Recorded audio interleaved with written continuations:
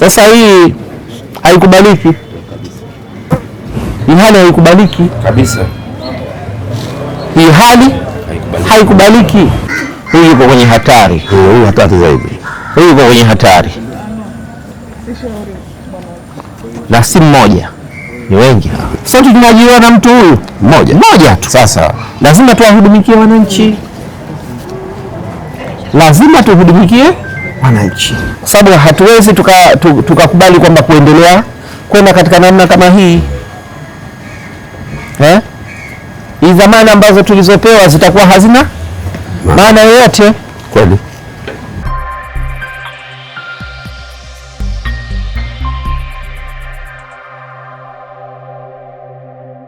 Tumefanya ziara fupi ili kukagua miundombinu ya maji taka na maji salama, lakini hii imetokana baada ya kupata maelekezo kutoka kwa waziri wetu wa tawala za mikoa na serikali za mitaa,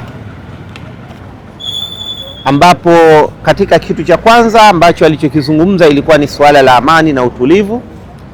La pili lilikuwa ni swala la usafi na kupendezesha mji. Sasa tuko sasa hivi katika kazi zetu za kawaida za kuhakikisha kwamba mji pamoja na makazi ya wananchi yanakuwa yako safi na salama, yanavutia na kupendeza.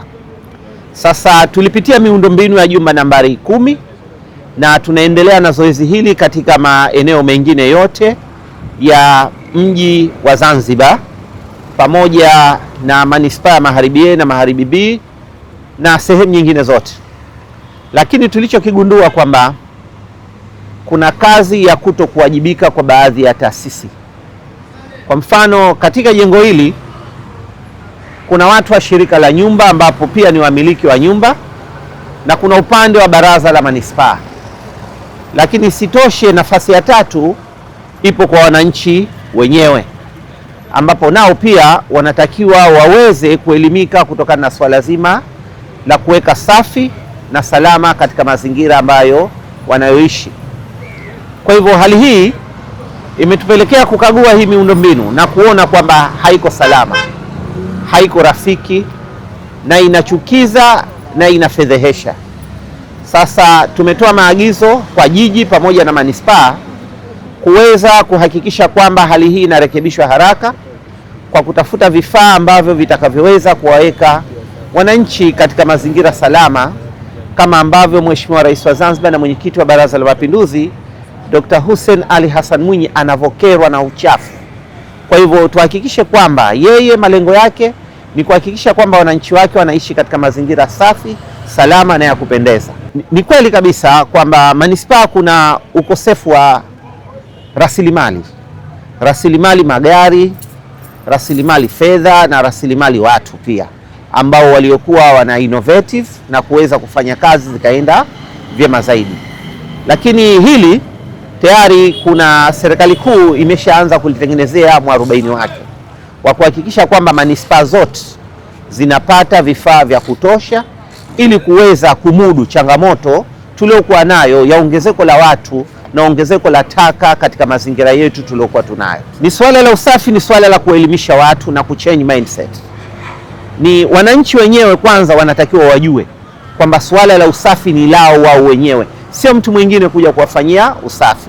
Kwa hivyo hili ni maagiza sheha pamoja na diwani kwamba kila Jumamosi wananchi washuke ili kuweza kutengeneza yale mazingira yao ambayo wanaoishi, na pia baraza la manispaa waweke ma-inspector katika kila maeneo ili kuhakikisha kama kunatokea fault iweze kutatuliwa mapema kabla ya kuacha hali ikawa kama ilivyo sasa. Tumekuja kutembelea majumba haya ya Michenzani, kuja kuona changamoto ambayo inawakabili ndugu zetu. Hii kufuatiwa na ziara ambayo imefanyika kutoka kwa wananchi wa shehia hii kwa kushirikiana na sheha na diwani kututaka baraza la jiji la Zanzibar kutoa sapoti juu ya kadhia kubwa ambayo inawakabili kwa kuhofia madhara ya maradhi ya mlipuko kuja kujitokeza kwa kipindi hichi cha mvua zinazokuja. Hapa tunahitaji manispa ina uhaba wa magari.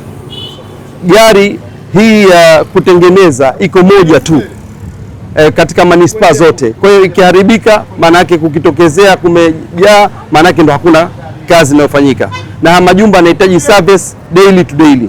Kwa hiyo magari ya kuvutia taka, lakini hali kadhalika magari ya kuzibulia, lakini hali kadhalika watendaji nao pia waweze kupewa capacity building ya taaluma, semina, masomo juu ya kuweza kukabiliana na haya mambo. Kwa kweli jitihada zinafanyika, lakini tunajaribu kuzungumza na wananchi kwa ajili ya masuala ya kuimarisha masuala ya usafi katika nyumba zetu za Michenzani, hizi nyumba za maendeleo.